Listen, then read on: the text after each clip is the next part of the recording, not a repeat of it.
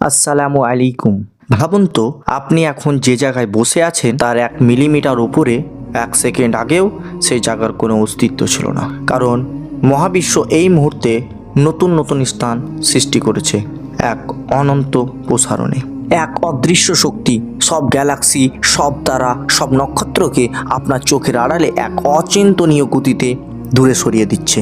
কিন্তু প্রশ্ন হলো, এই শক্তি কোথা থেকে আসে? কে এই মহাবিশ্বকে বিস্তৃত করছে? ডার্ক এনার্জির পেছনে মাস্টার প্ল্যান কি? আর সবচেয়ে বড় প্রশ্ন হলো, এই বিস্তার কি চিরদিন চলবে নাকি আর ভয়ানক সমাপ্তি আছে? জানতে হলে পুরো ভিডিওটির সঙ্গে থাকুন। সায়েন্স বনাম কোরআনের আমরা যে 30টি পার্টের সেশন স্টার্ট করেছিলাম, আজকে তার দ্বিতীয় ভিডিও। তাই দেরি না করে চলুন শুরু করি। ধরুন আপনার সামনে একটি বিশাল বেলুন। আপনি ধীরে ধীরে বেলুনটিকে ফোলাচ্ছেন। বেলুন যত বড় হয় তার উপর আঁকা বিন্দুগুলো একে অপর থেকে দূরে সরে যায়। এটাই হলো মহাবিশ্ব, দ্য কসমিক বেলুন। কোথাও কেউ গ্যালাক্সিকে ঠেলে দিচ্ছে না, বরং স্থান নিজে নিজেই বড় হচ্ছে, যাকে ইংরেজিতে বলে স্পেস ইজ এক্সপেন্ডিং। বিজ্ঞানীরা আরও বলেন, আপনি যত দূরের গ্যালাক্সি দেখবেন তার দূরে যাওয়ার গতিটাই তত দ্রুত। একে বলে হাব্বলস ল। 13.8 বিলিয়ন বছর আগে সমস্ত মহাবিশ্ব ছিল এক বিন্দুতে, যা ছিল অসীম ঘন, অসীম উত্তপ্ত। কিন্তু এক মুহূর্তের এক অসীম শক্তির বিস্ফোরণে সময় সৃষ্টি হলো, স্থান সৃষ্টি হলো, শক্তি সৃষ্টি হলো, আর জন্ম হলো মহাবিশ্বের। এই প্রথম বিস্ফোরণের পর সবচেয়ে আশ্চর্যের বিষয়টি হলো, মহাবিশ্ব কখনো থামেনি, এখনও প্রসারিত হচ্ছে, এবং তা হচ্ছে দ্রুততর। এসব ঘটছে ডার্ক এনার্জি নামে এক অদৃশ্য শক্তির কারণে। কিন্তু এখনও কেউ জানে না এই ডার্ক এনার্জি কি, কোথা থেকে আসে এই ডার্ক এনার্জি, কেন আকাশকে প্রসারিত করে চলেছে, কি উদ্দেশ্যে করছে। অদ্ভুতভাবে মহাবিশ্বের 68% হচ্ছে ডার্ক এনার্জি, যার কোনো ব্যাখ্যা এখনো পর্যন্ত বিজ্ঞান দিতে পারেনি। আমরা শুধু এর প্রভাব দেখছি, কিন্তু কোনো উৎস দেখছি না। ভেবে দেখুন তো, যে বিষয়টি পৃথিবীর বিজ্ঞানীরা আবিষ্কার করেছেন 1929 সালে, সেই বিষয়টি একটি গ্রন্থ যার নাম হলো আল কুরআন, সেটিতে ঘোষণা করেছিলেন 1500 বছর আগে, এক বাক্যে, স্পষ্ট শব্দে, কোনো টেলিস্কোপ ছাড়াই, কোনো গণিত ছাড়াই, কোনো জ্যোতির্বিদ্যা ছাড়াই। সূরা আজ-জারিয়াতের 47 নম্বরে আয়াতে আল্লাহ বলেন, ওয়াস-সামাআ বানাইনাহা বিআইদিন ওয়া ইন্না লামুসিউন। আমি আকাশকে নির্মাণ করেছি এবং আমি অবশ্যই একে বিস্তৃত করে চলেছি। এখানে লুমিউশন, যে আরবি শব্দ, এর অর্থ হলো নিরন্তর বিস্তার ঘটিয়ে যাওয়া।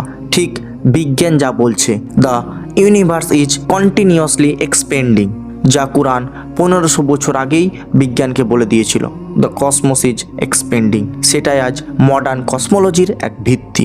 বিজ্ঞান বলছে সব একই বিন্দুতে।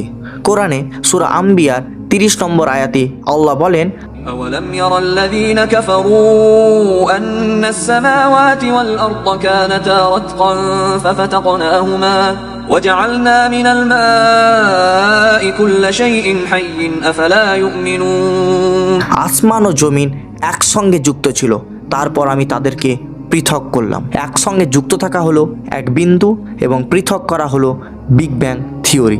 এটা কোনো মিল নয়, এটা হলো গভীর সত্য। বিজ্ঞানীরা বলেন, বিগ ব্যাংয়ের পর মহাবিশ্ব ছিল প্রচণ্ড উত্তপ্ত এবং সুপারহিটেড গ্যাসে ভরা, যেটা কোরআন সূরা ফুসসিলাতের 11 নম্বর। অতঃপর আমি আকাশের দিকে মনোনিবেশ করলাম যখন তা ধোঁয়া ছিল। বিগ ব্যাংয়ের পর মহাবিশ্ব ছিল সুপারহিটেড গ্যাসে পরিপূর্ণ। চলুন দেখি বিজ্ঞানীরা হাবল কনস্ট্যান্টে কি বলে। হাবল কনস্ট্যান্টে বলে 66 থেকে 75 কিমি পার মেগাপারসেক হিসেবে মহাবিশ্ব বেড়ে চলেছে। 1 মেগাপারসেক সমান 3.2 আলোকবর্ষ। সেই হিসাবে যদি ত্বরণ একটু বাড়ে তাহলে গ্যালাক্সি ছিঁড়ে যাবে, যদি ত্বরণ একটু কমে তাহলে মহাবিশ্ব ধসে পড়বে। তো এবার ভাবুন, এত নিখুঁত ভারসাম্য, এত সূক্ষ্ম নিয়ন্ত্রণ, এগুলি কি কোনো অন্ধশক্তির কাজ, নাকি এক সর্বজ্ঞ স্রষ্টার পরিকল্পনা? মহাবিশ্বের প্রসারণ এতটাই নিখুঁত যে 0.0000% যদি পরিবর্তন হয় তাহলে জীবন অসম্ভব হয়ে যাবে। আধুনিক মহাকাশবিদরা বলেন, this level is precision can not happen randomly. যে জিনিস প্রসারিত হচ্ছে তার অবশ্যই একটি শুরু আছে, যার শুরু আছে তার স্রষ্টা আছে। মহাবিশ্ব প্রসারিত হওয়া মানে এটি সীমিত, এটি নির্ভরশীল, এটি পরিচালিত হচ্ছে, এটি নিজে নিজে সৃষ্টি হয়নি, নিজে নিজেও চলছে না। এটাই হলো আল্লাহর অস্তিত্বের বিজ্ঞানসম্মত যুক্তি। চলুন এবার দেখি কোরআন কি বলে। কোরআনে সূরা আম্বিয়ার 104 নম্বর আয়াতে বলে, يوم نطوي السماء كطي السجل للكتب كما بدأنا أول خلق نعيده وعدا علينا إنا كنا فاعلين। যেমনভাবে আমি প্রথম সৃষ্টি করেছিলাম তেমনই আমি এটাকে আবার ফিরিয়ে আনবো। আকাশকে আমি পুস্তকের মতো গুটিয়ে নেব, যেটাকে বিজ্ঞানের ভাষায় বলছে বিগ ক্রাঞ্চ থিওরি। অর্থাৎ মহাবিশ্ব শুধু বড় হচ্ছে না, এটি এক শেষের দিনের দিকে এগোচ্ছে। বিজ্ঞানীরা বলেন এই বিস্তার চিরকাল চলবে না।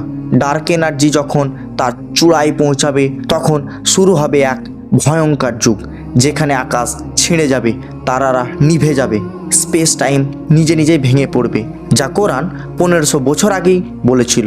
এই রহস্য জানতে হলে দেখুন আমাদের পরবর্তী ভিডিও, মহাবিশ্বের সমাপ্তি, দ্য এন্ড অফ ইউনিভার্স, যেখানে আমরা দেখব বিজ্ঞান কি বলে আর আল্লাহ তাআলার কিতাব আমাদের কি জানায়। কারণ সত্য যত গভীরে যায় ততই আল্লাহকে আরও স্পষ্ট করে দেখা যায়। ভিডিওটি ভালো লাগলে অবশ্যই লাইক, কমেন্ট অ্যান্ড শেয়ার করবেন। এই ভিডিওতে আমি 3000 লাইকের আশা রেখেছি। সবাই ভালো থাকবেন। আল্লাহ হাফিজ।